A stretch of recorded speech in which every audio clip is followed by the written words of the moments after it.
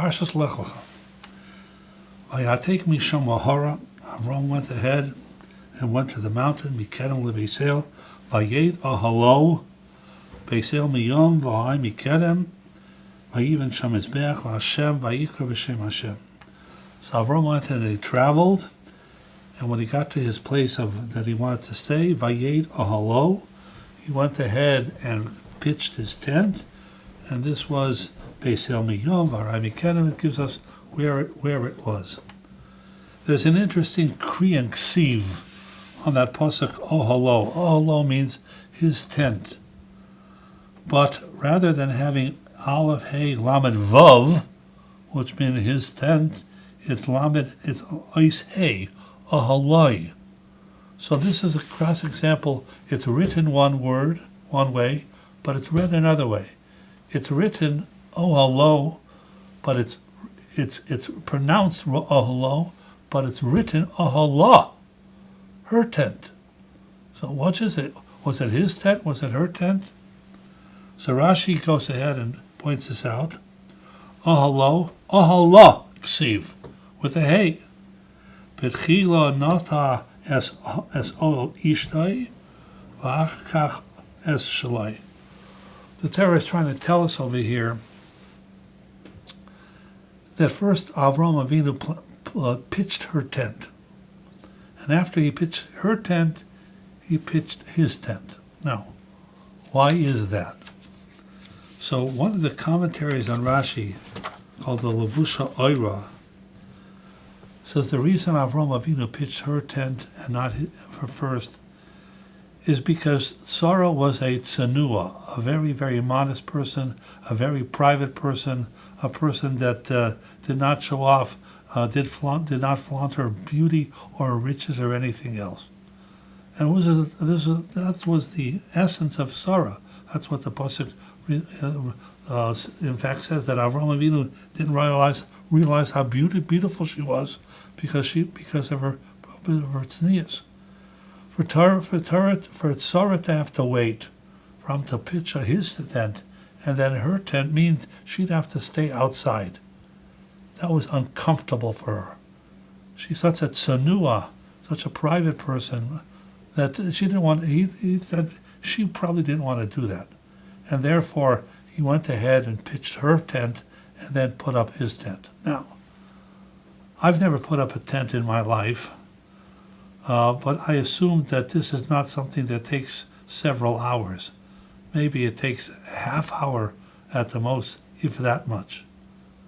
So what's the big deal? So Sarah has to wait outside without shelter for whatever it is, half hour, an hour? The answer is because Avram Avinu was so sensitive to his wife's needs. And among all the things that we're supposed to learn from Avram Avinu in these parshias, Lech Lecha Vayerech Yissocher, is not only to be the Baal Chesed, etc., but it's to be the sensitive spouse. And Avram Avinu, knowing how sensitive Sarah was, I'm going to take care of her needs and her tent and her privacy before I go ahead and take care of mine. And that's a lesson for all of us, both men and women, to be sensitive to our spouses, and especially men have to be very sensitive to their wife's needs. You know, there's a Gemara in the Masechta Bava Metzia.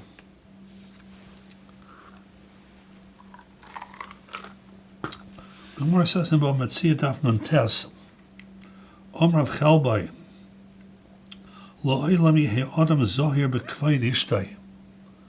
Person has to be very, very sensitive and careful about the covet of his wife. She'ein brocha metzui b'seich beisa shal adam ela b'shvil ishtay. You want bracha to reside in your house, in terms of everything, bracha in parnasa, bracha in health, bracha in everything. You want bracha to reside. Who doesn't want brachas in his house? She'ein brocha metzui b'seich beisa shal adam ela b'shvil ishtay. Shenemar u'Avram heitiv ba'avura. Like the pasuk says, Avram heitiv ba'avura. Rebbeinu Shalom was good to Avram, ba'avura, because of her. So it says of Helbo, you want to go ahead and bring bracha to your house? Take care of your wife. Be sensitive to your wife. Be careful with the covet of your wife. That's a skula. You know, Rabbi say we lived in our day and age in the era of skulas. Skula for this, skula for that, skula for this, there, you know. This is a Gemara. This is a pasuk. You want a bracha b'seich beisai? You want to have bracha in your parnasa, in your whole house, in how you raise your children? Here's a skula. Take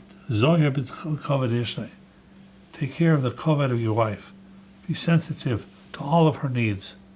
And then bracha will follow. Shenemar u'lavrom heitiv ba'avura, because of her.